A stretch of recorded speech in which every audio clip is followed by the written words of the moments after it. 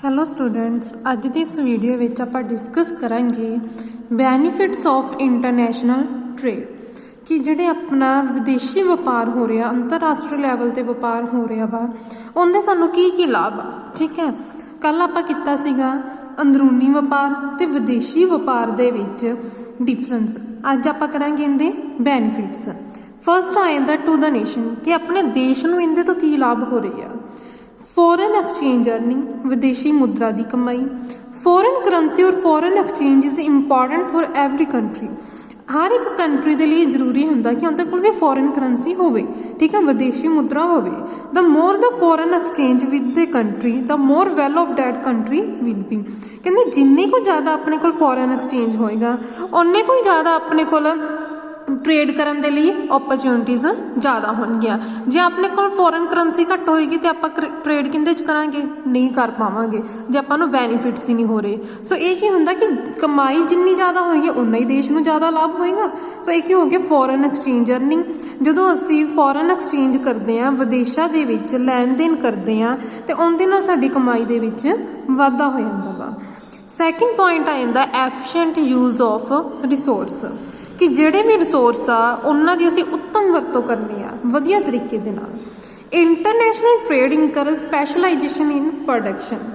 ਜਦੋਂ ਆਪਾਂ international level 'ਤੇ ਰਾਜੇ ਟ੍ਰੇਡ ਕਰਨ ਲੱਗੇ ਆ, ਉਸ ਟਾਈਮ ਦੇ ਵਿੱਚ ਜਿਹੜਾ ਆਪਣਾ ਪ੍ਰੋਡਕਟ ਆ ਉਹਦੇ 'ਚ ਪੂਰੀ ਕੁਆਲਿਟੀ ਹੋਣੀ ਚਾਹੀਦੀ ਹੈ। ਇੱਦਾਂ ਨਹੀਂ ਕਿ ਉਹਦੇ ਵਿੱਚ ਕੁਝ ਕਮੀਆਂ ਹੋਣ, ਕੋਈ ਡਿਫੈਕਟਿਵ ਪੀਸ ਹੋਣ। ਐਗਜ਼ੈਕਟ ਜਿਹੜਾ ਪ੍ਰੋਪਰ ਸ਼ੇਪ ਪ੍ਰੋਡਕਟ ਦੀ ਹੋਣੀ ਚਾਹੀਦੀ ਹੈ, ਠੀਕ ਆ, ਪਿਓਰ ਕੁਆਲਿਟੀ ਦਾ ਹੋਣਾ ਚਾਹੀਦਾ ਪ੍ਰੋਡਕਟ, ਅਤੇ ਉਹਨੂੰ ਬਣਾਉਣ ਦੇ ਵਿੱਚ ਆਪਣੇ 'ਚ ਸਪੈਸ਼ਲਾਈਜੇਸ਼ਨ ਵੀ ਆ ਜਾਂਦੀ ਆ। ਸੋ ਇਹ ਕੀ ਇਨਕਰੇਜ ਕਰਦਾ ਵਾ, ਸਪੈਸ਼ਲਾਈਜੇਸ਼ਨ ਇਨ ਪ੍ਰੋਡਕਸ਼ਨ, ਕਿ ਪ੍ਰੋਡਕਸ਼ਨ ਇੱਕ ਪ੍ਰੋਪਰ ਵੇ ਦੇ ਵਿੱਚ ਹੋਵੇ। Each producer will produce only those product which will him the maximum profit। ਕਿ ਹਰ ਇੱਕ ਪ੍ਰੋਡਿਊਸਰ ਦੀ ਇਹੀ ਕੋਸ਼ਿਸ਼ ਹੁੰਦੀ ਹੈ ਕਿ ਮੈਂ ਉਹੀ ਪ੍ਰੋਡਕਟ ਪ੍ਰੋਡਿਊਸ ਕਰਾਂ ਜਿਹਦੇ ਤੋਂ ਉਹਨੂੰ ਵੱਧ ਤੋਂ ਵੱਧ ਪ੍ਰੋਫਿਟ ਹੋਣ। ਸੋ ਇਹਦੇ ਨਾਲ ਕੀ ਹੁੰਦਾ ਕਿ insure the optimum use of available resource. ਜਦੋਂ ਉਹਨੇ ਪ੍ਰੋਡਕਸ਼ਨ ਵਧੀਆ ਤਰੀਕੇ ਨਾਲ ਕਰਨੀ ਹੈ, ਸਪੈਸ਼ਲਿਸਟ ਵੇ ਦੇ ਨਾਲ ਕਰਨੀ ਆ, ਤਾਂ ਜੋ ਅਸੀਂ ਮੈਕਸੀਮਮ ਪ੍ਰੋਫਿਟ ਅਰਨ ਕਰ ਸਕੀਏ। ਤਾਂ ਸੋ ਇਹ ਕੀ ਕਰੇਗਾ, ਜੋ ਵੀ ਰਿਸੋਰਸ ਆ ਇਹ ਸਾਰਾ ਕੁਝ ਕਰਨ ਦੇ ਲਈ ਉਹਨੂੰ ਕੀ ਕਰਨਾ ਪਏਗਾ, ਜੋ ਵੀ ਰਿਸੋਰਸ ਆ ਉਹਨਾਂ ਨੂੰ ਪ੍ਰੋਪਰ ਵੇ ਦੇ ਨਾਲ ਯੂਜ਼ ਕਰਨਾ ਪਏਗਾ। ਨੈਕਸਟ ਆ ਜਾਂਦਾ improving growth prospects and employment potential ਕਿ ਉਹਨਾਂ ਨੇ ਵਿਕਾਸ ਦੀਆਂ ਸੰਭਾਵਨਾ ਵਿੱਚ ਅਤੇ ਰੁਜ਼ਗਾਰ 'ਚ ਵਾਧਾ ਕਰਨਾ, ਵਿਕਾਸ ਵੀ ਕਰਨਾ ਅਤੇ ਰੁਜ਼ਗਾਰ ਵਿੱਚ ਵੀ ਵਾਧਾ ਕਰਨਾ। This help in achieving the high growth rate and the create employment opportunity for people। ਇਹਦੇ ਨਾਲ ਕੀ ਹੋਏਗਾ, ਗਰੋਥ ਰੇਟ ਤਾਂ ਆਪਣੀ ਇੰਕਰੀਜ਼ ਹੋਏਗੀ, ਸਾਈਡ ਬਾਈ ਸਾਈਡ ਆਪਣੀ ਇੰਪਲੋਇਮੈਂਟ ਓਪਰਚੁਨਿਟੀ ਮੀਨਸ ਰੁਜ਼ਗਾਰ ਦੇ ਵਿੱਚ ਵੀ ਵਾਧਾ ਹੋ ਜਾਏਗਾ, ਲੋਕਾਂ ਨੂੰ ਜ਼ਿਆਦਾ ਤੋਂ ਜ਼ਿਆਦਾ ਨੌਕਰੀਆਂ ਮਿਲਣਗੀਆਂ। Countries like China, south Korea, Singapore and the India have showed potential growth in the recent year. ਉਹ ਕਹਿੰਦੇ ਇਹਨਾਂ ਨੇ ਫੋਰਨ ਐਕਸਚੇਂਜ ਕਰਕੇ ਹੀ ਬਹੁਤ ਜ਼ਿਆਦਾ ਤਰੱਕੀ ਵੀ ਕੀਤੀ ਹੈ ਇਹਨਾਂ ਕੰਟਰੀਜ਼ ਨੇ। ਸੋ ਇਹ ਕੀ ਹੋ ਗਿਆ, ਫੋਰਨ ਐਕਸਚੇਂਜ ਦੇ ਨਾਲ, ਇੰਟਰਨੈਸ਼ਨਲ ਟ੍ਰੇਡ ਦੇ ਨਾਲ ਆਪਣੇ ਕੀ ਆ, ਵਿਕਾਸ ਵੀ ਹੁੰਦਾ ਅਤੇ ਰੁਜ਼ਗਾਰ ਵਿੱਚ ਵੀ ਵਾਧਾ ਹੋਏਗਾ। ਨੈਕਸਟ ਪੁਆਇੰਟ ਆ ਜਾਂਦਾ ਰਾਜੇ ਇੰਪਰੂਵਮੈਂਟ ਇਨ ਲਿਵਿੰਗ ਸਟੈਂਡਰਡ ਕਿ ਰਹਿਣ ਸਹਿਣ ਦਾ ਪੱਧਰ ਵਿੱਚ ਵਾਧਾ। ਜਿਹੜੇ ਇੰਟਰਨੈਸ਼ਨਲ ਟ੍ਰੇਡ ਆ setup enable consumer to enjoy vast selection of goods and service. ਇਹ ਆਪਾਂ ਨੂੰ ਗੁਡਸ ਅਤੇ ਸਰਵਿਸ ਨੂੰ ਸਿਲੈਕਟ ਕਰਨ 'ਚ ਹੈਲਪ ਕਰਦਾ। ਦਸ offer them the ample choice of high quality product at the competitive price.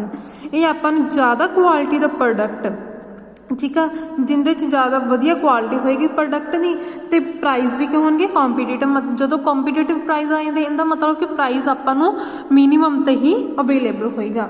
ਸੋ ਇਹ ਕੀ ਹੋ ਗਿਆ ਕਿ ਆਪਣੇ ਹੁਣ ਆਪਾਂ ਨੂੰ ਵਧੀਆ ਕੁਆਲਿਟੀ ਦੀਆਂ ਚੀਜ਼ਾਂ ਘੱਟ ਪ੍ਰਾਈਸ 'ਤੇ ਮਿਲਣ ਲੱਗ ਗਈਆਂ, ਸਿਲੈਕਸ਼ਨ ਆਪਾਂ ਨੂੰ ਆਪਸ਼ਨ ਵੀ ਜ਼ਿਆਦਾ ਹੋ ਗਏ। It enhance the standard of living as well. ਇਹਦੇ ਨਾਲ ਕੀ ਹੁੰਦਾ, ਲੋਕਾਂ ਦਾ ਰਹਿਣ ਸਹਿਣ ਦਾ ਤਰੀਕਾ ਵੀ ਵਧੀਆ ਹੋ ਜਾਂਦਾ। ਸੋ ਆਪਾਂ ਹੁਣ ਕਿਹੜੇ ਕਰ ਲਏ ਪੁਆਇੰਟ ਰਾਜੇ, ਫੋਰਨ ਐਕਸਚੇਂਜ ਅਰਨਿੰਗ, ਵਿਦੇਸ਼ੀ ਕਮਾਈ 'ਚ ਵਾਧਾ, ਐਫੀਸ਼ੀਐਂਟ ਯੂਜ਼ ਆਫ ਰਿਸੋਰਸ ਕਿ ਆਪਣੇ ਸਰੋਤਾਂ ਦੀ ਉੱਤਮ ਵਰਤੋਂ ਹੁੰਦੀ ਹੈ, ਜੋ ਵੀ ਰਿਸੋਰਸ ਆ ਉਹਨਾਂ ਨੂੰ ਅਸੀਂ ਚੰਗੀ ਤਰ੍ਹਾਂ ਯੂਜ਼ ਕਰਦੇ ਹਾਂ ਤਾਂ ਜੋ ਸਾਡੇ ਮੈਕਸੀਮਮ ਪ੍ਰੋਫਿਟ ਹੋ ਸਕਣ। Improving growth prospects and employment potential ਕਿ ਇਹਦੇ ਨਾਲ ਕੀ ਹੁੰਦਾ, ਸਾਡੇ ਦੇਸ਼ ਦੀ ਤਰੱਕੀ ਵੀ ਹੁੰਦੀ ਹੈ ਅਤੇ ਲੋਕਾਂ ਨੂੰ ਰੁਜ਼ਗਾਰ ਵੀ ਮਿਲਦਾ ਵਾ। ਇੰਪਰੂਵਮੈਂਟ ਇਨ ਲਿਵਿੰਗ ਸਟੈਂਡਰਡ ਕਿ ਲੋਕਾਂ ਦੇ ਰਹਿਣ ਸਹਿਣ ਦਾ ਤਰੀਕਾ ਵਧੀਆ ਹੋ ਜਾਂਦਾ ਕਿਉਂਕਿ ਉਹਨਾਂ ਨੂੰ ਵਧੀਆ ਕੁਆਲਿਟੀ ਦੇ ਪ੍ਰੋਡਕਟ ਘੱਟ ਪ੍ਰਾਈਸ 'ਤੇ ਮਿਲਦੇ ਪਏ। ਨੈਕਸਟ ਪੁਆਇੰਟ ਆ ਜਾਂਦਾ ਬੈਟਰ ਇੰਟਰਨੈਸ਼ਨਲ ਰਿਲੇਸ਼ਨ, ਕਿ ਜਦੋਂ ਅਸੀਂ ਇੰਟਰਨੈਸ਼ਨਲ ਲੈਵਲ ਤੇ ਟ੍ਰੇਡ ਕਰਦੇ ਪਏ ਆ, ਇਹਦੇ ਨਾਲ ਸਾਡੇ ਦੂਸਰੇ ਕੰਟਰੀ ਦੇ ਨਾਲ ਵੀ ਆਪਣੇ ਰਿਲੇਸ਼ਨਸ਼ਿਪ ਵਧੀਆ ਬਣ ਜਾਂਦੀ ਹੈ, ਵਧੀਆ ਵਿਦੇਸ਼ੀ ਸੰਬੰਧ। ਅੱਗੇ ਇਹਦਾ ਆਪਟੀਮਮ ਯੂਟੀਲਾਈਜੇਸ਼ਨ ਆਫ ਰਿਸੋਰਸ, ਫਿਰ ਉਹੀ ਪੁਆਇੰਟ ਆ ਗਿਆ ਕਿ ਜਦੋਂ ਆਪਾਂ ਬਿਜ਼ਨਸ ਕਰਦੇ ਪਏ ਆ, ਪ੍ਰੋਫਿਟ ਅਰਨਿੰਗ ਕਰਨਾ ਸਾਡਾ ਮੋਟਿਵ ਆ, ਤੇ ਫਿਰ ਅਸੀਂ ਕੀ ਕਰਾਂਗੇ, ਰਿਡਕਸ਼ਨ ਆਫ ਕੋਸਟ, ਖਰਚਿਆਂ ਨੂੰ ਘਟਾਵਾਂਗੇ ਤੇ ਆਪਣੀ ਇੰਡਸਟਰੀ ਨੂੰ ਐਫੀਸ਼ੀਐਂਟ ਵੇ ਦੇ ਨਾਲ ਚਲਾਵਾਂਗੇ। ਨੈਕਸਟ ਪੁਆਇੰਟ ਆ ਜਾਂਦਾ ਵਾ ਯੂਜ਼ਫੁਲ ਡਿਊਰਿੰਗ ਨੈਚੁਰਲ ਕਲਾਈਮੇਟ, ਜਦੋਂ ਕੁਦਰਤੀ ਆਫਤਾਂ ਆਉਂਦੀਆਂ ਵਾ, ਠੀਕ ਹੈ, ਤੇ ਉਸ ਟਾਈਮ ਤੇ ਕੀ ਹੈ ਆਪਣਾ ਇੰਟਰਨੈਸ਼ਨਲ ਟ੍ਰੇਡ ਹੈਲਪਫੁਲ ਹੁੰਦਾ, ਕਿਉਂਕਿ ਜਿਸ ਦੇਸ਼ ਦੇ ਵਿੱਚ ਨੈਚੁਰਲ ਕਲਾਈਮੇਟਿਸ ਆ ਗਈਆਂ, ਠੀਕ ਹੈ ਨਾ, ਕੁਦਰਤੀ ਆਫਤਾਂ ਆ ਗਈਆਂ, ਉੱਥੇ ਤਾਂ ਕੰਮ ਬੰਦ ਹੋ ਜਾਣਗੇ। ਸੋ ਉਸ ਟਾਈਮ ਦੇ ਵਿੱਚ ਅਸੀਂ ਦੂਸਰੇ ਦੇਸ਼ਾਂ ਦਾ ਸਮਾਨ ਮੰਗਵਾ ਸਕਦੇ ਹਾਂ। ਇਹ ਹੋ ਗਈ ਐਡਵਾਂਟੇਜ ਟੂ ਨੇਸ਼ਨ, ਠੀਕ ਹੈ। ਨੈਕਸਟ ਆ ਜਾਂਦਾ ਟੂ ਦ ਫਰਮ, ਕਿ ਹੁਣ ਆਪਣੀ ਫਰਮ ਨੂੰ ਕੀ advantage, prospectus of higher profit, ਜ਼ਿਆਦਾ ਲਾਭ ਦਾ ਅਨੁਮਾਨ।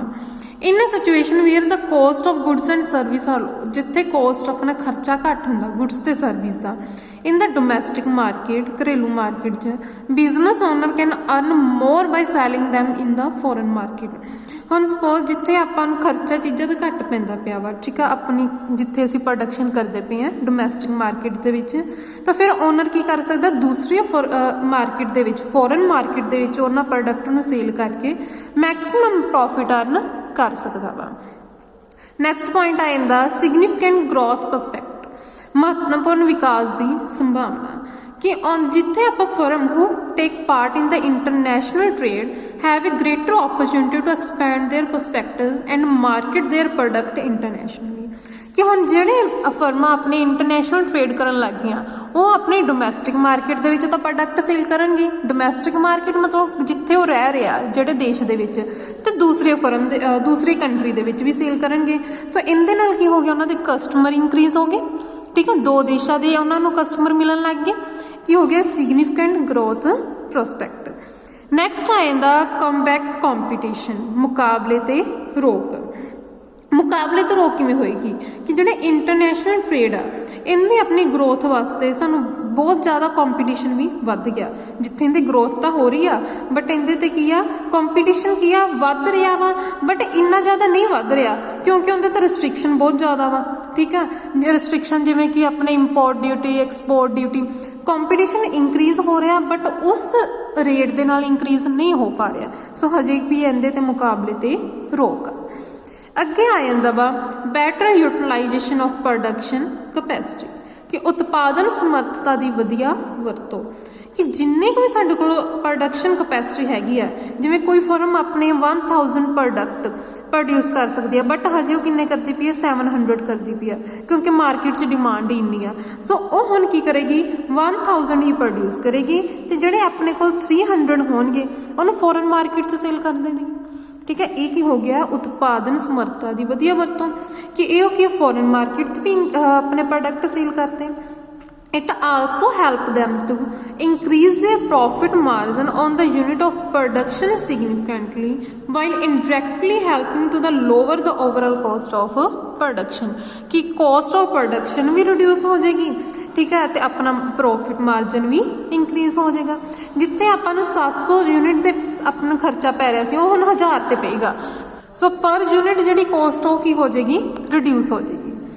ਨੈਕਸਟ ਪੁਆਇੰਟ ਆ ਜਾਂਦਾ ਵਾ ਇੰਪਰੂਵ ਬਿਜ਼ਨਸ ਵਿਜ਼ਨ, ਕਿ ਕਾਰੋਬਾਰੀ ਦ੍ਰਿਸ਼ਟੀ ਵਿੱਚ ਸੁਧਾਰ। ਇਹਦੇ 'ਚ ਕੀ ਆ ਗਿਆ, ਗੈਟਿੰਗ ਹਾਈ ਗੁੱਡਵਿਲ ਇੰਟਰਨੈਸ਼ਨਲੀ, ਕਿ ਅਸੀਂ ਕੀ ਕਰਾਂਗੇ, ਗੁੱਡਵਿਲ ਆਪਣੀ ਵਧੀਆ ਇੰਟਰਨੈਸ਼ਨਲ ਲੈਵਲ ਤੇ ਬਣਾ ਰਹੇ ਹਾਂ, ਜਿੰਦੇ ਕਰਕੇ ਆਪਣਾ ਬਿਜ਼ਨਸ ਨੂੰ ਬਹੁਤ ਜ਼ਿਆਦਾ ਹੈਲਪ ਮਿਲੇਗੀ। ਹੁਣ ਸਾਡੀ ਜਾਣ ਪਹਿਚਾਣ ਇੱਕ ਦੇਸ਼ ਵਿੱਚ ਨਹੀਂ, ਹੋਰ ਵੀ ਕਈ ਦੇਸ਼ਾਂ ਵਿੱਚ ਹੋ ਗਈ। ਸੋ ਇਹ ਕੀ ਹੋ ਗਿਆ, ਗੁੱਡਵਿਲ ਇੰਕਰੀਜ਼ ਹੋ ਗਈ।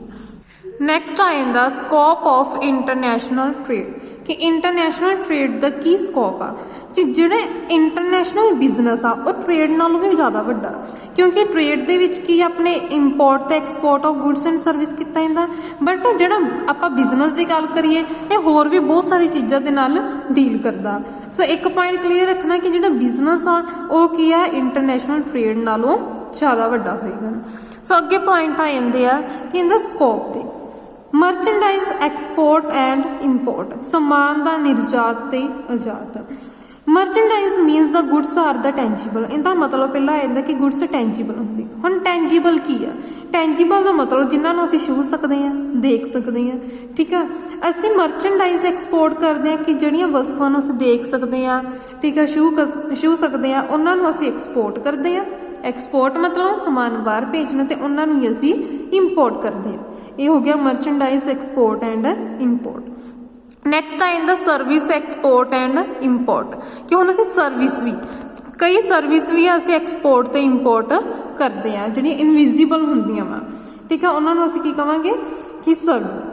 ਨੈਕਸਟ ਆ ਜਾਂਦਾ ਵਾ ਲਾਈਸਿੰਗ ਐਂਡ ਦਾ ਫਰੈਂਚਾਈਜ਼ਿੰਗ। ਲਾਈਸਿੰਗ ਤੇ ਫਰੈਂਚਾਈਜ਼ਿੰਗ 'ਚ ਕੀ ਆਉਂਦਾ? permitting another party in a foreign country to produce and sell goods under your trademark, patent or the copyright in lieu of the some fee is the another way of entering in the international business। ਇਹਦਾ ਮਤਲਬ ਰਾਜੇ ਕਿ ਜਦੋਂ ਅਸੀਂ foreign country ਦੇ ਵਿੱਚ deal ਕਰਨਾ, ਠੀਕ ਆ, ਚੀਜ਼ਾਂ ਨੂੰ ਪ੍ਰੋਡਿਊਸ ਕਰਨਾ ਜਾਂ ਸੇਲ ਕਰਨਾ, ਉਹਦੇ ਲਈ ਸਾਨੂੰ ਕੁਝ ਟ੍ਰੇਡਮਾਰਕ, ਪੇਟੈਂਟ ਰਾਈਟ, ਇਹ ਸਾਰੇ ਲੈਣੇ ਪੈਂਦੇ ਆ ਫੀਸ ਪੇ ਕਰਨ ਤੋਂ ਬਾਅਦ। ਸੋ ਇਹ ਕੀ ਹੋ ਗਿਆ? ਸਾਨੂੰ ਲਾਇਸੈਂਸ ਲੈਣਾ ਪੈਂਦਾ ਵਾ ਜੇ ਅਸੀਂ ਦੂਸਰੀਆਂ ਕੰਟਰੀਜ਼ ਦੇ ਵਿੱਚ ਵੀ ਡੀਲ ਕਰਨਾ ਵਾ। ਨੈਕਸਟ ਆ ਜਾਂਦਾ ਫੋਰਨ ਇਨਵੈਸਟਮੈਂਟ। ਫੋਰਨ ਇਨਵੈਸਟਮੈਂਟ ਮਤਲਬ ਵਿਦੇਸ਼ੀ ਨਿਵੇਸ਼। Foreign investment is another important farm of international business. ਇਹ ਇੰਟਰਨੈਸ਼ਨਲ ਬਿਜ਼ਨਸ ਦਾ ਅਨਦਰ ਫਾਰਮ ਆ। ਇਹਦੇ 'ਚ ਕੀ ਹੁੰਦਾ ਕਿ ਫੋਰਨ ਇਨਵੈਸਟਮੈਂਟ ਦੇ ਵਿੱਚ ਇਹਦੇ 'ਚ ਦੋ ਟਾਈਪਸ ਆ ਜਾਂਦੇ, ਇੱਕ ਡਾਇਰੈਕਟ ਤੇ ਇੱਕ ਪੋਰਟਫੋਲੀਓ। ਡਾਇਰੈਕਟ ਕਿਵੇਂ ਹੋਏਗੀ? ਡਾਇਰੈਕਟ ਇਨਵੈਸਟਮੈਂਟ ਦਾ ਮਤਲਬ ਕਿ ਜਦੋਂ ਅਸੀਂ ਦੂਸਰੀ ਕੰਟਰੀ ਦੇ ਵਿੱਚ ਕੋਈ ਐਸਟ ਪਰਚੇਜ਼ ਕਰ ਲਈਏ, ਤੇ ਪੋਰਟਫੋਲੀਓ ਇਨਵੈਸਟਮੈਂਟ ਮਤਲਬ ਜਦੋਂ ਅਸੀਂ ਉਹਨਾਂ ਦੀ ਸ਼ੇਅਰ ਮਾਰਕੀਟ ਦੇ ਵਿੱਚ ਇਨਵੈਸਟ ਕਰਦੇ ਪਏ ਹਾਂ, ਸ਼ੇਅਰਸ ਪਰਚੇਜ਼ ਕਰ ਲਏ, ਡਿਬੈਂਚਰ ਕਰ ਲਏ, ਪ੍ਰੈਫਰੈਂਸ ਸ਼ੇਅਰ ਕਰ ਲਏ, ਇਕੁਇਟੀ ਸ਼ੇਅਰ ਕਰ ਲਏ, ਠੀਕ ਹੈ, ਇਹ ਹੋ ਗਿਆ ਪੋਰਟਫੋਲੀਓ ਇਨਵੈਸਟਮੈਂਟ। ਇਹਨੂੰ ਅਸੀਂ ਕੀ ਕਹਾਂਗੇ? ਫੋਰਨ ਇਨਵੈਸਟਮੈਂਟ, ਜਿਹੜੀ ਅਸੀਂ ਦੂਸਰੀ ਕੰਟਰੀ ਦੇ ਵਿੱਚ ਇਨਵੈਸਟ ਕਰਾਂਗੇ। ਅੱਗੇ ਆ ਜਾਂਦਾ ਮੋਨੋਪਲੀ ਪਾਵਰ, ਏਕਾਧਿਕਾਰ ਤਾਕਤ। It might arrive from the patent right, technological advantage, product stagnation etcetera, ਕਿ ਇਹ ਸਾਨੂੰ ਕਿੱਥੋਂ ਮਿਲਦੇ ਆ? ਜਿਹੜੇ ਪੇਟੈਂਟ ਰਾਈਟ, ਠੀਕ ਆ, ਪੇਟੈਂਟ ਰਾਈਟ ਹੋ ਗਏ, ਟੈਕਨੋਲੋਜੀ ਦੇ ਐਡਵਾਂਟੇਜ ਹੋ ਗਏ, ਇਹ ਮੋਨੋਪਲੀ ਬਣ ਜਾਂਦੀ ਆ ਕਿਉਂਕਿ ਸਾਨੂੰ ਗੌਰਮੈਂਟ ਤੋਂ ਪਰਮਿਸ਼ਨ ਲੈਣੀ ਪੈਂਦੀ ਆ, ਤੇ ਲੋਕਾਂ ਨੂੰ ਕਈਆਂ ਨੂੰ ਇਹਦੇ ਬਾਰੇ ਇਨਫੋਰਮੇਸ਼ਨ ਵੀ ਨਹੀਂ ਹੈਗੀ। ਸੋ ਫੋਰਨ ਟ੍ਰੇਡ ਦੇ ਵਿੱਚ ਆਪਾਂ ਇਹ ਕਹਿ ਸਕਦੇ ਹਾਂ ਹਜੇ ਮੋਨੋਪਲੀ ਪਾਵਰ ਹੈਗੀ ਆ। ਕੰਪੀਟੀਸ਼ਨ ਘੱਟ ਆ, ਤੇ ਇਹਦੇ 'ਚ ਬਹੁਤ ਸਾਰੇ ਰੂਲਸ ਰੈਗੂਲੇਸ਼ਨ ਕਰਨੇ ਪੈਂਦੇ ਆ ਫੋਲੋ, ਤੇ ਉਹਨਾਂ ਨੂੰ ਕੋਈ ਪਰਸਨ ਹੀ ਕਰ ਸਕਦਾ। ਅੱਗੇ ਆਉਂਦਾ global sourcing for production. Global ਸੇਵਾਵਾਂ ਉਤਪਾਦਨ ਲਈ ਮੈਨੀ organisation import semi finish product. ਕੁਝ ਆਰਗੇਨਾਈਜੇਸ਼ਨ ਕੀ ਕਰਦੇ ਆ? ਸੈਮੀ ਫਿਨਿਸ਼ ਮਤਲਬ ਅੱਧ ਤਿਆਰ ਹੋਈਆਂ ਚੀਜ਼ਾਂ ਨੂੰ ਇੰਪੋਰਟ ਕਰਦੇ ਆ, ਮਤਲਬ ਆਪਣੀ ਕੰਟਰੀ 'ਚ ਲੈ ਕੇ ਆਉਂਦੇ ਆ। And the sample from the other country and the use to the manufacture finish product in their country. ਤੇ ਉਹ ਕਹਿੰਦੇ ਕਿ ਉਹਨਾਂ ਸੈਮੀ ਫਿਨਿਸ਼ ਗੁੱਡਸ ਨੂੰ ਲੈਂਦੇ ਆ, ਉਹਨਾਂ ਨੂੰ ਕੀ ਕਰਦੇ ਆ? ਦੂਸਰੀ ਕੰਟਰੀ ਨੂੰ ਫਿਨਿਸ਼ ਪ੍ਰੋਡਕਟ ਕਰਕੇ ਜਾਂ ਆਪਣੀ ਕੰਟਰੀ ਦੇ ਵਿੱਚ ਹੀ ਫਿਨਿਸ਼ ਪ੍ਰੋਡਕਟ ਕਰਕੇ, ਮਤਲਬ ਪੂਰਾ ਬਣਾ ਕੇ ਕੰਪਲੀਟ ਕਰਕੇ ਉਹਨੂੰ ਆਪਣੀ ਕੰਟਰੀ ਦੇ ਵਿੱਚ ਹੀ ਸੇਲ ਕਰ ਦਿੰਦੇ ਆ। ਇਹ ਹੋ ਗਿਆ ਗਲੋਬਲ ਸੋਰਸਿੰਗ ਫॉर ਪ੍ਰੋਡਕਸ਼ਨ। ਅਸੀਂ ਸੋਰਸ ਦੂਸਰੀ ਕੰਟਰੀ ਤੋਂ ਲੈ ਲਿਆ ਤੇ ਸੇਲ ਆਪਣੀ ਕਿੱਥੇ? ਆਪਣੀ ਖੁਦ ਦੀ ਕੰਟਰੀ ਦੇ ਵਿੱਚ ਕਰਦੇ ਪਏ ਆ। ਨੈਕਸਟ ਪੁਆਇੰਟ ਆ ਜਾਂਦੇ ਆ obstacle or difficulty in international trade। obstacle ਮਤਲਬ ਮੁਸ਼ਕਲਾਂ, ਠੀਕ ਹੈ, ਕੀ ਮੁਸ਼ਕਲਾਂ ਆ ਰਹੀਆਂ ਵਾ, ਰੁਕਾਵਟਾਂ ਕੀ ਆ ਰਹੀਆਂ ਵਾ ਇੰਟਰਨੈਸ਼ਨਲ ਟ੍ਰੇਡ 'ਚ। ਫਸਟਲੀ ਆ ਜਾਏਗਾ ਡਿਸਟੈਂਸ, ਦੂਰੀ। The long distance between the countries the major obstacle, ਕਿ ਹੁਣ ਦੋ ਦੇਸ਼ਾਂ ਦੇ ਵਿਚਕਾਰ ਦੂਰੀ ਤਾਂ ਹੁੰਦੀ ਆ, ਸੋ ਇਹ ਦੂਰੀ ਕੀ ਹੈ? ਇੱਕ ਤਰ੍ਹਾਂ ਦੀ ਮੁਸ਼ਕਲ ਬਣ ਜਾਂਦੀ ਆ ਟ੍ਰੇਡ ਕਰਨ ਦੇ ਵਿੱਚ। ਟਰਾਂਸਪੋਰਟੇਸ਼ਨ ਦੇ ਵਿੱਚ ਬਹੁਤ ਸਾਰੀਆਂ ਡਿਫਿਕਲਟੀਜ਼ ਫੇਸ ਕਰਨੀਆਂ ਪੈਂਦੀਆਂ। ਨੈਕਸਟ ਆ ਜਾਂਦਾ ਡਿਫਰੈਂਟ ਲੈਂਗੁਏਜ, ਵੱਖਰੀ ਭਾਸ਼ਾ। ਜੇ ਅਸੀਂ ਦੂਸਰੀ ਕੰਟਰੀ ਦੇ ਵਿੱਚ ਬਿਜ਼ਨਸ ਕਰਨਾ ਵਾ ਤੇ ਸਾਨੂੰ ਕਮਿਊਨੀਕੇਸ਼ਨ ਦੀ ਬਹੁਤ ਜ਼ਿਆਦਾ ਪ੍ਰੋਬਲਮ ਆਉਂਦੀ ਆ। It make the communication difficult among the businessman of a different country. So language ਦੀ ਪ੍ਰੋਬਲਮ ਉਹਨਾਂ ਨੂੰ ਫੇਸ ਕਰਨੀ ਪੈਂਦੀ ਆ। ਅੱਗੇ ਆ ਜਾਂਦਾ ਹਾਈ ਟ੍ਰਾਂਜ਼ਿਟ ਰਿਸਕ, ਰਸਤੇ ਵਿੱਚ ਜੋਖਿਮ, ਕਿ goods are transported over the long distance by sea, ਕਿ ਜਿਹੜੇ ਅਸੀਂ ਗੁੱਡਸ ਭੇਜਦੇ ਪਏ ਆ ਸਮੁੰਦਰੀ ਰਸਤੇ ਰਾਹੀਂ ਭੇਜਦੇ ਪਏ ਆ, ਤੇ ਰਸਤਾ ਤਾਂ ਲੰਬਾ ਹੋਏਗਾ ਹੀ, ਤੇ ਉਹਦੇ ਵਿੱਚ ਸਾਨੂੰ ਬਹੁਤ ਸਾਰੇ ਖਤਰੇ ਹੁੰਦੇ ਆ ਕਿ ਜਿਵੇਂ ਸਮੁੰਦਰੀ ਆਫਤਾਂ ਨਾ ਆ ਜਾਣ। ਜੇ ਸਮੁੰਦਰੀ ਆਫਤ ਆ ਗਈ ਤਾਂ ਸਾਡਾ ਜਹਾਜ਼ ਡੁੱਬ ਸਕਦਾ, ਸਮਾਨ ਸਾਡੇ ਨੂੰ ਨੁਕਸਾਨ ਹੋ ਸਕਦਾ। ਇਹ ਹੋ ਗਿਆ ਹਾਈ ਟ੍ਰਾਂਜ਼ਿਟ ਰਿਸਕ, ਮਤਲਬ ਰਸਤੇ ਵਿਚਲੇ ਜੋਖਿਮ। ਨੈਕਸਟ ਆ ਜਾਂਦਾ ਡਿਫਿਕਲਟੀ ਇਨ ਪੇਮੈਂਟ। ਭੁਗਤਾਨ ਵਿੱਚ ਮੁਸ਼ਕਿਲ। ਸੋ ਇੰਟਰਨੈਸ਼ਨਲ ਟ੍ਰੇਡ ਦੇ ਵਿੱਚ ਸਾਨੂੰ ਇਹ ਵੀ ਪ੍ਰੋਬਲਮ ਨੂੰ ਫੇਸ ਕਰਨਾ ਪੈਂਦਾ। ਅੱਗੇ ਆ ਜਾਂਦਾ ਐਕਸਪੋਰਟ ਐਂਡ ਇੰਪੋਰਟ ਡਿਊਟੀ, ਆਯਾਤ ਤੇ ਨਿਰਯਾਤ ਕਰ। ਕਈ ਕੰਟਰੀਆਂ ਕੀ ਕਰਦੀਆਂ ਵਾ, ਐਕਸਪੋਰਟ ਤੇ ਇੰਪੋਰਟ ਡਿਊਟੀ ਲਗਾ ਦਿੰਦੀਆਂ ਵਾ, ਮਤਲਬ ਕਰ ਲਗਾ ਦਿੰਦੀਆਂ ਵਾ, ਤਾਂ ਜੋ ਉਹਨਾਂ ਨੂੰ ਫੋਰਨ ਮਾਰਕੀਟ ਦੇ ਵਿੱਚ ਜਦੋਂ ਅਸੀਂ ਡੀਲ ਕਰੀਏ ਅਸੀਂ ਰੈਵਨਿਊ ਅਰਨ ਕਰ ਸਕੀਏ, ਇਨਕਮ ਅਰਨ ਕਰ ਸਕੀਏ, ਖਰਚੇ ਸਾਨੂੰ ਘੱਟ ਹੋਣ ਤੇ ਇਨਕਮ ਸਾਨੂੰ ਜ਼ਿਆਦਾ ਹੋਵੇ। ਇਹ ਆਪਣੀ ਡੋਮੈਸਟਿਕ ਇੰਡਸਟਰੀ ਨੂੰ ਪ੍ਰੋਟੈਕਟ ਕਰਨ ਦੇ ਲਈ ਆਪਣੀ ਇਹ ਡਿਊਟੀ ਲਗਾਉਂਦੀ ਆ। ਅੱਗੇ ਆ ਜਾਂਦਾ ਲੈਕ ਆਫ ਅਥੈਂਟਿਕ ਇਨਫੋਰਮੇਸ਼ਨ। ਜਦੋਂ ਅਸੀਂ ਦੂਸਰੀ ਕੰਟਰੀ ਦੇ ਵਿੱਚ ਡੀਲ ਕਰਨ ਲੱਗੇ ਹਾਂ, ਦੂਸਰੀ ਕੰਟਰੀ ਦੇ ਬਿਜ਼ਨਸਮੈਨ ਨਾਲ ਡੀਲ ਕਰਨ ਲੱਗੇ ਹਾਂ, ਤੇ ਸਾਨੂੰ ਉਹਨਾਂ ਦੀ ਕਈ ਵਾਰ ਪ੍ਰੋਪਰ ਇਨਫੋਰਮੇਸ਼ਨ ਨਹੀਂ ਮਿਲਦੀ। ਅਥੈਂਟਿਕ ਮਤਲਬ ਸਹੀ ਇਨਫੋਰਮੇਸ਼ਨ ਸਾਨੂੰ ਨਹੀਂ ਮਿਲਦੀ ਫਾਈਨੈਂਸ਼ੀਅਲ ਪੋਜੀਸ਼ਨ ਬਾਰੇ। ਸੋ ਇਹਦੇ ਵਿੱਚ ਕੀ ਆ, ਫਰਾਡ ਹੋਣ ਦੇ ਵੀ ਚਾਂਸਸ ਬਣੇ ਰਹਿੰਦੇ ਆ, ਕਿਉਂਕਿ ਸਾਨੂੰ ਉਹਨਾਂ ਬਾਰੇ ਐਗਜ਼ੈਕਟ ਇਨਫੋਰਮੇਸ਼ਨ ਨਹੀਂ ਹੁੰਦੀ। ਅੱਗੇ ਆ ਜਾਂਦਾ ਟੂ ਮੈਨੀ ਫਾਰਮੈਲਿਟੀਜ਼, ਕਿ ਇਹਦੇ ਵਿੱਚ ਬਹੁਤ ਸਾਰੇ ਰੂਲਸ ਤੇ ਰੈਗੂਲੇਸ਼ਨਸ ਫੋਲੋ ਕਰਨੇ ਪੈਂਦੇ ਆ। ਇਹ ਕੀ ਹੋ ਗਿਆ, ਬਹੁਤ ਜ਼ਿਆਦਾ ਕਾਰਵਾਈਆਂ। 8th ਪੁਆਇੰਟ ਆ ਜਾਂਦਾ not possible for ordinary trader. ਜਿਹੜਾ ਆਮ ਵਪਾਰੀ ਆ ਉਹਦੇ ਲਈ ਇਹ ਬਹੁਤ ਮੁਸ਼ਕਿਲ ਹੁੰਦਾ ਵਾ, ਉਹ ਇੰਨੇ ਰੂਲਸ ਰੈਗੂਲੇਸ਼ਨ ਨੂੰ ਫੋਲੋ ਨਹੀਂ ਕਰ ਸਕਦਾ, ਇੰਨੀ ਇਨਫੋਰਮੇਸ਼ਨ ਨਹੀਂ ਕਢਵਾ ਸਕਦਾ। ਸੋ ਇਹ ਕੀ ਹੋ ਗਿਆ, ਆਮ ਵਪਾਰੀ ਲਈ ਸੰਭਵ ਨਹੀਂ। 9th ਪੁਆਇੰਟ ਆ ਜਾਂਦਾ ਲੜਾਈ ਸਮੇਂ ਮੁਸ਼ਕਿਲ।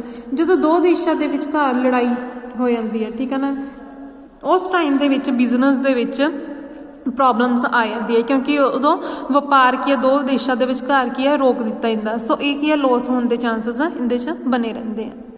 ਨੈਕਸਟ ਆ ਜਾਂਦਾ ਮੀਨਿੰਗ ਆਫ ਇੰਪੋਰਟ ਟ੍ਰੇਡ। ਹੁਣ ਇੰਪੋਰਟ ਕੀ ਹੁੰਦਾ, ਇੰਪੋਰਟ ਨੂੰ ਪੰਜਾਬੀ 'ਚ ਕਹਿੰਦੇ ਆ ਆਯਾਤ। When a trader purchase the goods from the foreign country, ਜਦੋਂ ਕੋਈ ਟ੍ਰੇਡਰ ਗੁਡਸ ਨੂੰ ਪਰਚੇਜ਼ ਕਰਦਾ ਫੋਰਨ ਕੰਟਰੀ ਤੋਂ for the purpose of using selling them in the home country, ਤਾਂ ਜੋ ਆਪਣੀ ਹੋਮ ਕੰਟਰੀ ਦੇ ਵਿੱਚ ਸੇਲ ਕਰ ਸਕੇ, ਉਹਨੂੰ ਅਸੀਂ ਕੀ ਕਵਾਂਗੇ, ਇੰਪੋਰਟ ਟ੍ਰੇਡ। ਇੰਪੋਰਟ ਟ੍ਰੇਡ ਮਤਲਬ ਜਦੋਂ ਅਸੀਂ ਦੂਜੀਆਂ ਕੰਟਰੀਆਂ ਤੋਂ ਗੁਡਸ ਪਰਚੇਜ਼ ਕਰਦੇ ਹਾਂ ਤਾਂ ਜੋ ਅਸੀਂ ਆਪਣੀ ਕੰਟਰੀ 'ਚ ਸੇਲ ਕਰ ਸਕੀਏ, ਉਹ ਕੀ ਹੋ ਗਿਆ, import trade. the procedure for importing the goods differ from country to country। ਜਿਹੜੇ ਦਾ ਪ੍ਰੋਸੀਜਰ ਹੋਏਗਾ, ਪ੍ਰੋਸੈਸ ਹੋਏਗਾ ਦੂਜੀਆਂ ਕੰਟਰੀਆਂ ਤੋਂ ਸਮਾਨ ਮੰਗਵਾਉਣ ਦਾ, ਉਹ ਕੰਟਰੀ 'ਤੇ ਡਿਪੈਂਡ ਕਰਦਾ ਕਿ ਹਰ ਇੱਕ ਕੰਟਰੀ ਦੇ ਆਪਣੇ ਰੂਲਸ ਐਂਡ ਰੈਗੂਲੇਸ਼ਨ ਹੋਣਗੇ ਇੰਪੋਰਟ ਕਰਨ ਦੇ ਲਈ। ਸੋ ਇੰਪੋਰਟ ਪਤਾ ਲੱਗ ਗਿਆ ਕਿ ਉਹ ਸਮਾਨ ਜਿਹੜਾ ਅਸੀਂ ਦੂਜੀਆਂ ਕੰਟਰੀਆਂ ਤੋਂ ਮੰਗਵਾਉਂਦੇ ਹਾਂ ਉਹਨੂੰ ਕਵਾਂਗੇ ਅਸੀਂ ਇੰਪੋਰਟ ਟ੍ਰੇਡ। ਆਪਣੀ ਕੰਟਰੀ ਦੇ ਵਿੱਚ ਸੇਲ ਕਰਨ ਦੇ ਲਈ ਜਿਹੜਾ ਦੂਜੀਆਂ ਕੰਟਰੀਆਂ ਤੋਂ ਅਸੀਂ ਸਮਾਨ ਮੰਗਵਾਵਾਂਗੇ। ਨੈਕਸਟ ਆ ਜਾਂਦਾ ਮੀਨਿੰਗ ਆਫ ਐਕਸਪੋਰਟ। ਨਿਰਯਾਤ ਦਾ ਹੁਣ ਕੀ ਅਰਥ ਆ, the selling of goods to the trader of other country. ਜਦੋਂ ਅਸੀਂ ਦੂਸਰੇ ਟ੍ਰੇਡਰ ਨੂੰ, ਦੂਜੀਆਂ ਕੰਟਰੀ ਦੇ ਟ੍ਰੇਡਰ ਨੂੰ, ਵਪਾਰੀਆਂ ਨੂੰ ਸਮਾਨ ਵੇਚਦੇ ਹਾਂ, ਉਹਨੂੰ ਅਸੀਂ ਕੀ ਕਵਾਂਗੇ, export. Export are the goods and service that are manufacture in one country. ਇਹਦਾ ਮਤਲਬ ਇੱਕ ਦੇਸ਼ ਦੇ ਵਿੱਚ ਚੀਜ਼ਾਂ ਬਣਾਈਆਂ ਜਾਂਦੀਆਂ ਤੇ ਦੂਸਰੀ ਕੰਟਰੀ ਦੇ ਸਿਟੀਜ਼ਨ ਦੁਆਰਾ ਜਾਂ ਟ੍ਰੇਡਰ ਦੁਆਰਾ ਉਹ ਚੀਜ਼ਾਂ ਖਰੀਦੀਆਂ ਜਾਂਦੀਆਂ। ਫੋਰ ਐਗਜ਼ਾਮਪਲ ਜਿਵੇਂ ਆਪਣੇ ਇੰਡੀਆ ਦੇ ਟ੍ਰੇਡਰ ਨੇ ਕੋਈ ਚੀਜ਼ਾਂ ਬਣਾਈਆਂ, ਠੀਕ ਹੈ ਨਾ, ਜਿਸ ਤਰ੍ਹਾਂ ਆਪਣੇ ਇੰਡੀਆ ਦੇ ਮਸਾਲੇ ਬਣਦੇ ਆ, ਠੀਕ ਆ, ਹੁਣ ਸਪਾਈਸਿਸ ਜਿਹੜੇ ਹੁੰਦੇ ਆ ਆਪਣੇ ਇੰਡੀਆ ਦੇ ਵਿੱਚ ਹੋ ਰਹੇ ਆ, ਉਹ ਆਪਾਂ ਦੂਸਰੀ ਕੰਟਰੀ ਦੇ ਵਿੱਚ USA ਦੇ ਵਿੱਚ ਸੇਲ ਕਰਦੇ ਪਏ ਆ, ਉਹ ਕੀ ਹੋ ਜਾਏਗਾ, ਐਕਸਪੋਰਟ ਆਪਣੇ ਦੇ ਲਈ, ਠੀਕ ਹੈ। ਤੇ ਜੇ ਅਸੀਂ ਫੋਰਨ ਤੋਂ ਕੋਈ ਲੈਪਟਾਪ ਮੰਗਵਾ ਰਹੇ ਹਾਂ ਕਿਸੇ ਕੰਪਨੀ ਦਾ, ਤੇ ਉਹਨੂੰ ਅਸੀਂ ਕੀ ਕਵਾਂਗੇ, ਇੰਪੋਰਟ। ਬਾਹਰਲੇ ਦੂਸਰੇ ਦੇਸ਼ਾਂ ਤੋਂ ਸਮਾਨ ਆਣਾ, ਆਪਣੇ ਦੇਸ਼ ਵਿੱਚ ਵੇਚਣਾ, ਉਹ ਇੰਪੋਰਟ ਆ। ਆਪਣੇ ਦੇਸ਼ ਦਾ ਸਮਾਨ ਦੂਜੇ ਦੇਸ਼ਾਂ ਨੂੰ ਵੇਚਣਾ, ਉਹਨੂੰ ਅਸੀਂ ਕੀ ਕਵਾਂਗੇ, ਐਕਸਪੋਰਟ। ਸੋ ਆਈ ਹੋਪ ਤੁਹਾਨੂੰ ਸਾਰਿਆਂ ਨੂੰ ਮੀਨਿੰਗ ਕਲੀਅਰ ਹੋ ਗਿਆ ਹੋਊਗਾ। Thank you.